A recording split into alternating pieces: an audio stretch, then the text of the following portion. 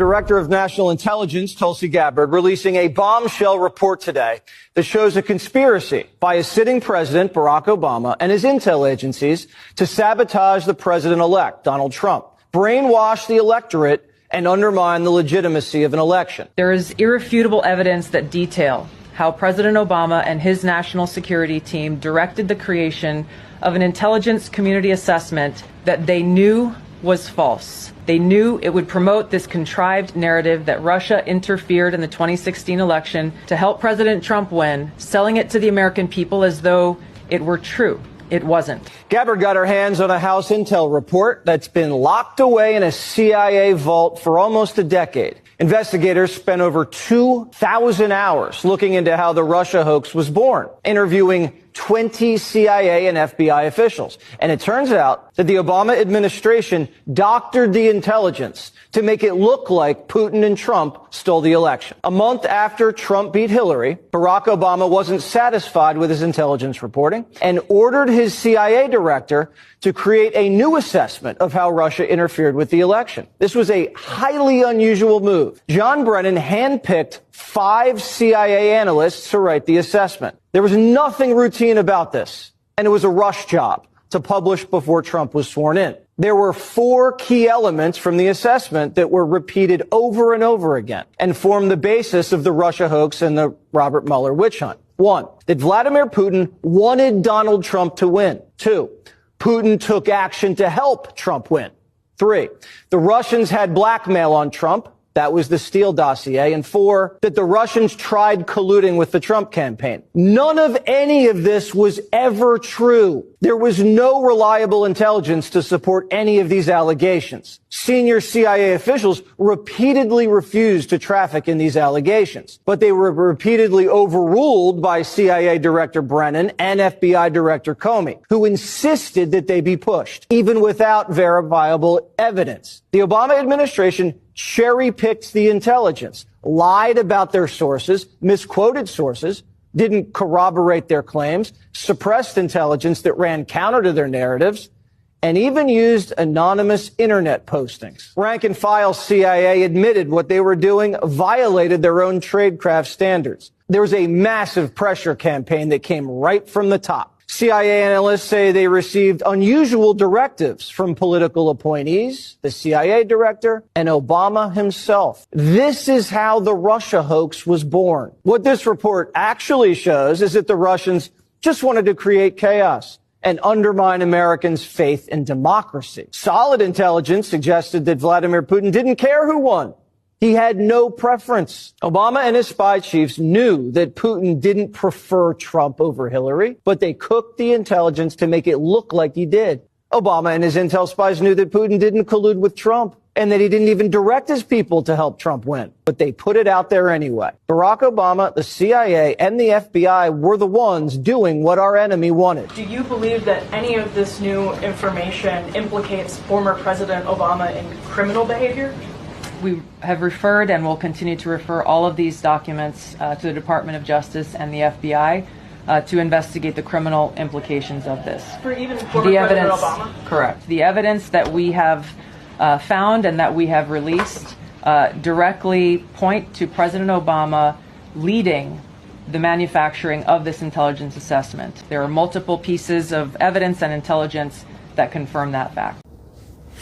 What's up, everybody? Welcome back to the channel. So that right there, folks, like, we already kind of knew that. We had gotten hints of all of this, but hang on just a second. Like, I have peddled in that theory before that Russia wanted Donald Trump to win. I apologize for that, so I'm going to walk that back. Apparently, that was all fake news. They were apathetic to that situation. They didn't care who won, right? I may have had some bias on that, like, because I wanted Trump to win. Of course, Russia wants Trump to win. It's better than the deep state evil old Hillary, right? So hang on just a second. Hang on just a second. This is like massive bombshell stuff here. So it's not just that they greenlit the Steele dossier or none of this. All of it was fabricated. The whole thing was fabricated from thin air. all of it by Obama. Now, we already kind of knew this, that Obama greenlit, but we thought maybe some of that intelligence was coming in, that, you know, Russia, all of the interference from Russia, that's all fake. That this is wild, y'all. Like, they just keep drudging up old nonsense, and they just keep banging that dead horse, right? And I'm loving it, though. I am absolutely loving this, because they're exposing the rot that was the Obama administration. As a matter of fact, holy crap, y'all. Like, if there are not charges, like, it saddens me. It really does. It saddens me to know that that was official acts. So they can't go after Obama on any of this, folks. But what we're about to talk about in my news story I've got coming up for you guys today, talking about James Comey. Hang on just a second. I at this point, I really don't care about the whole lying to Congress nonsense, because that's only 3 months in jail. Who cares about that? Treason is a much, much more severe charge, y'all. Absolutely. And these people were the orchestrators of the entire thing. All of it in a bid to unseat a duly elected president. That is the intent behind all of the Russian collusion hoax nonsense. They wanted that to end in an impeachment. They wanted Donald Trump to be impeached. They wanted to unseat the president of the United States that you voted for, folks, that you got, that you wanted to run the country. They didn't want that. The deep state got themselves into operation, and hey, we can't find evidence. Let's just make it up, folks. Like, once again, they just constantly stepping on a rake. Like I talked about this in my last video. Democrats are walking through a football field-sized field that is completely filled with nothing but rakes, and every single step they take, wham, handle comes up and breaks their freaking nose. Next step, boom, same thing. Just over and over and over again. And I'm loving every single minute of this, folks, because they manufacture a crisis, faux outrage. They make you mad about it. Trump, blah, blah, blah, blah. And then come to find out it was all fake. It was all manufactured nonsense. Right? The apocalypse that never was, if you will. But I love this. Let's get into this next story, because I could rant on about this forever, and I want to talk about some news, folks, and some manipulation, and how you're being manipulated. Smash that like button, by the way. Check this out, though. Judge scolds Justice Department for profound investigative missteps in Comey case. This is great, y'all. I love this, because go right ahead. Drop the case. Who gives a damn at this point? I don't think it's going to happen. Once again, you look at the evidence. It's an open and shut case. It's clear, folks. All you got to do is align the statements with the testimony and the video. Boom. There you go. Lied to Congress directly multiple times. At least twice, if not 4 times. The other 2 are kind of questionable, right? But he was talking about, oh, he had no idea they were spying on Donald Trump, the Russia collusion hoax. You remember that? The FISA warrants. He had no idea they were doing any of that.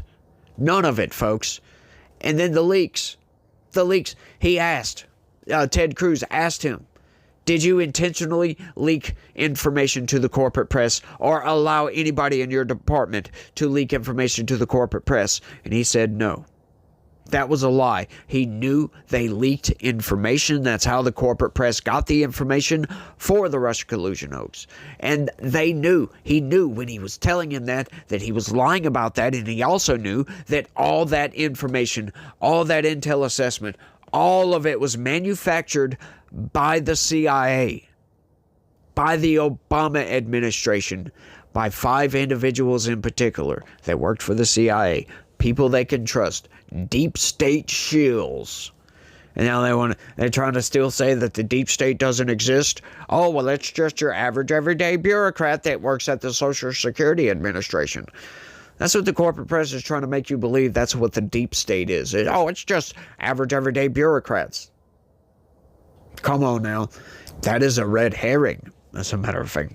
It's also a non sequitur, because that doesn't make any sense.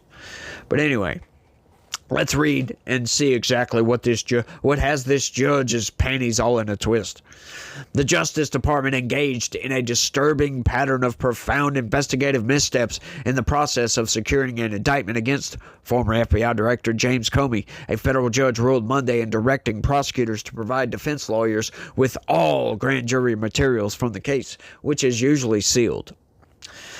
Those problems, wrote Magistrate Judge William Fitzpatrick, include fundamental misstatements of the law by a prosecutor to the grand jury that indicted Comey in September, the use of potentially privileged communications during the investigation, and unexplained irregularities in the transcript of the grand jury proceedings. Unexplained irregularities, huh? What are those irregularities? Anyway, let's keep going. The court recognizes that the relief sought by the defense is rarely granted. Yeah, they want to just dismiss the whole thing. Fitzpatrick wrote, however, the record points to a disturbing pattern of profound investigative missteps that led an FBI agent and a prosecutor to potentially undermine the integrity of the grand jury proceedings. The 24-page opinion is the most blistering assessment yet by a judge of the Justice Department's actions leading up to the Comey indictment. It underscores how procedural missteps and prosecutorial inexperience have combined to imperil the prosecution pushed by President Donald Trump for reasons separate and apart from the substance of the disputed allegations against Comey. Yeah, they're not really disputed. Of course, he's saying, I didn't lie to Congress, but yet the proof is right there. It's right there in the middle of the pudding, right? Or it's like in the middle of the Jell-O. You know how they get the fruit in those fruit cups in the Jell-O, and they got the fruit, and you're like, how the hell did that fruit get in the middle? Because, when the Jell-O is being made, it's just liquidy. It's like watery or whatever. And then you cool it, and it solidifies after time. Well, how does the fruit float to the middle? It shouldn't do that. It should either sink or it should float to the top. Somehow it gets in. That's where the proof is, though. It's right there in the middle of the pudding pack. Good old snack packs, right? But this is fascinating because we're going to get to the end of this and they're going to just debunk their whole news article right here. You'll see. I'll try to get to it quickly. The Comey case and a separate prosecution of New York Attorney General Letitia James have hastened concerns that the Justice Department is being weaponized in pursuit of Trump's political opponents. Where were you guys when it was the inverse? That's what I would love to know. Both defendants have filed multiple motions to dismiss the cases against them before trial, arguing that the prosecutions are improperly vindictive and that the prosecutor who filed the charges, Lindsay Halligan, was illegally appointed. Yeah, good luck with that, by the way. A different judge is set to decide by Thanksgiving on the challenges by Comey and James to Halligan's appointment.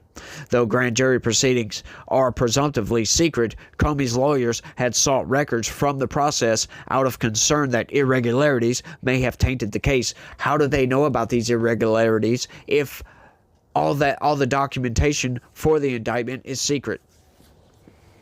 They don't. The sole prosecutor who defense lawyers say presented the case to the grand jury was Halligan, a former White House aide with no prior prosecutorial experience who was appointed just days before the indictment to the job of interim U.S. attorney for the Eastern District of Virginia. Yeah, but she has loads of experience as a lawyer. And there, once again, folks, this is all meant to make you think, well, they put somebody that doesn't know the law. She was a career lawyer. She knows what she's doing. Just because you don't have prosecution experience doesn't mean you can't prosecute a case. It's not what that means at all.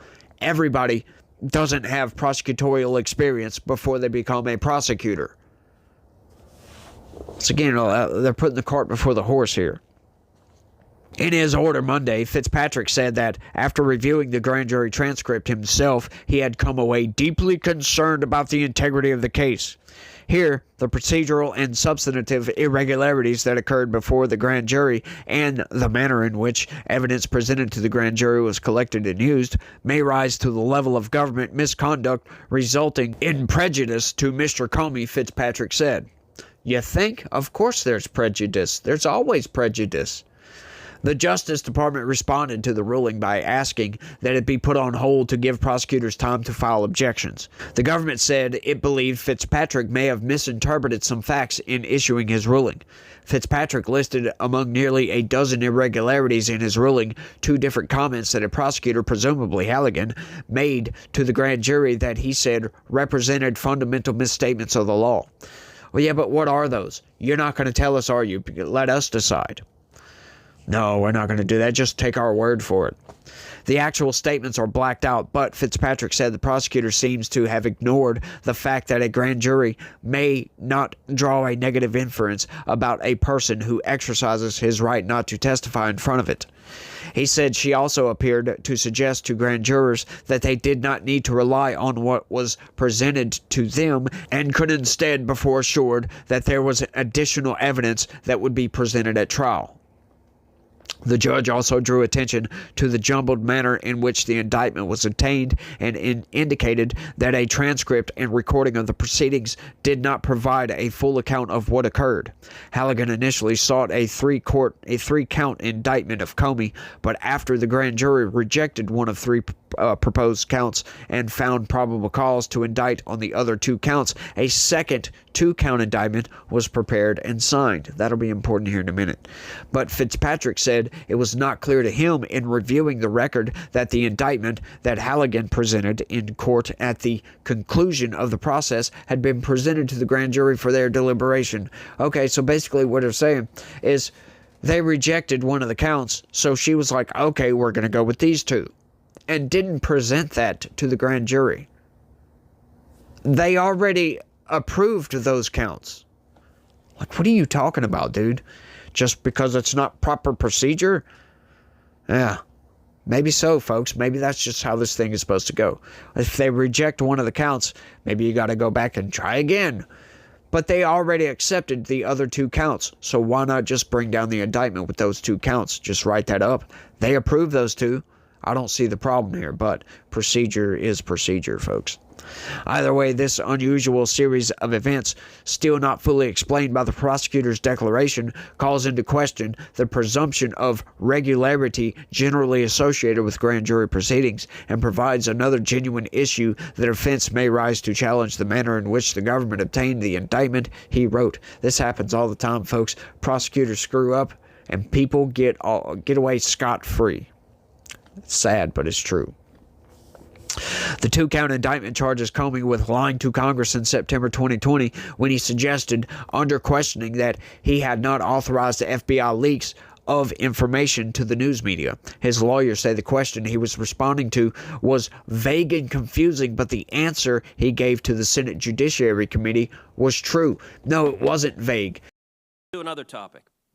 On May 3rd, 2017, in this committee, Chairman Grassley asked you point blank, quote, "Have you ever been an anonymous source in news reports about matters relating to the Trump investigation or the Clinton investigation?" You responded under oath, quote, "Never."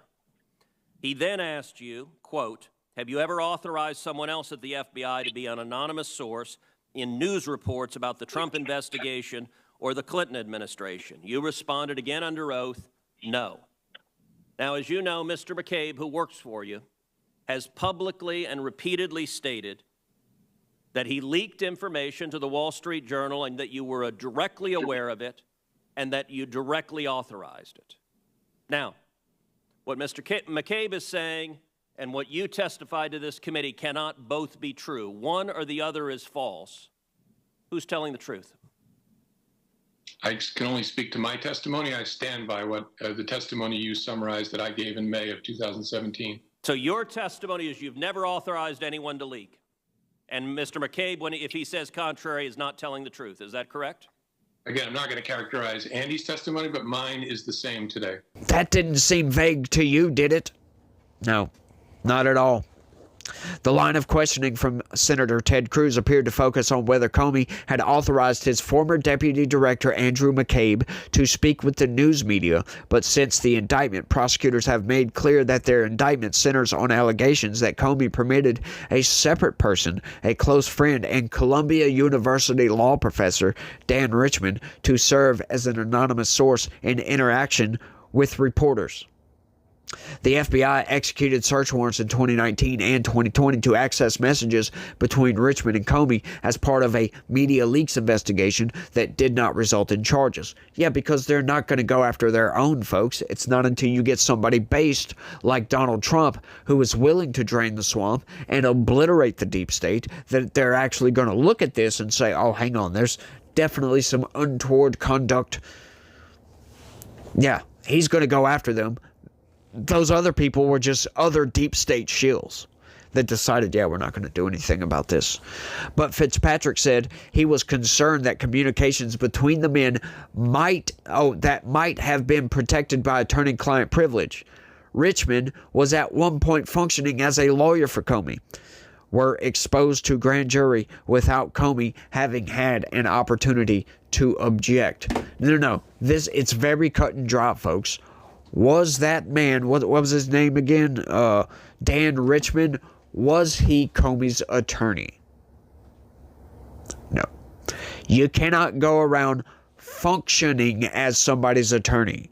I'm sorry, attorney-client privilege is not applicable in that instance. When somebody is functioning as your attorney, there has to be your attorney on retainer for that client privilege to be applicable, folks. So it's not. So that's bogus. That's absolutely bogus.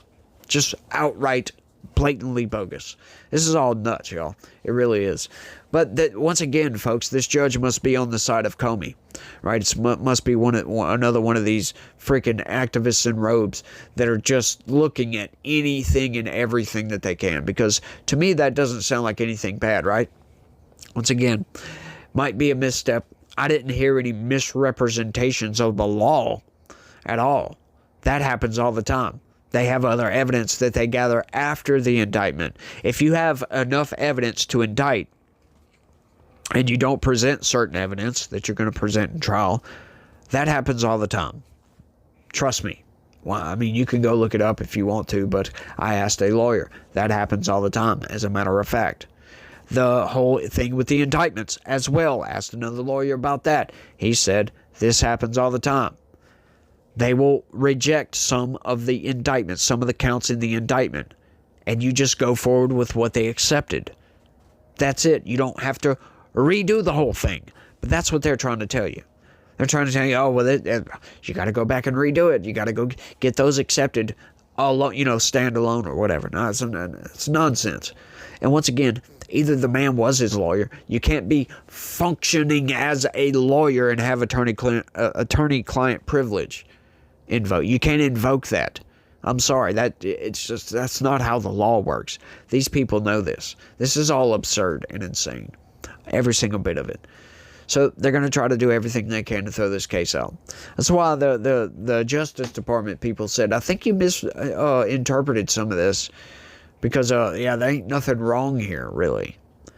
Nothing at all. But we'll see how this all pans out.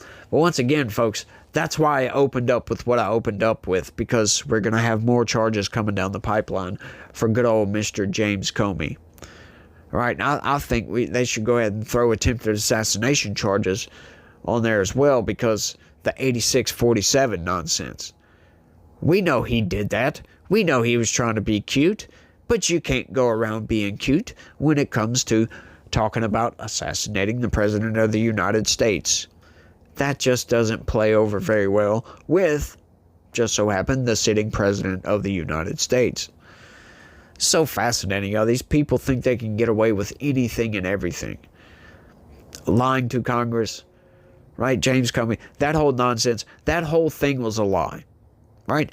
Now that we have figured out that, hang on, that whole Russian collusion hoax nonsense was all fabricated by them.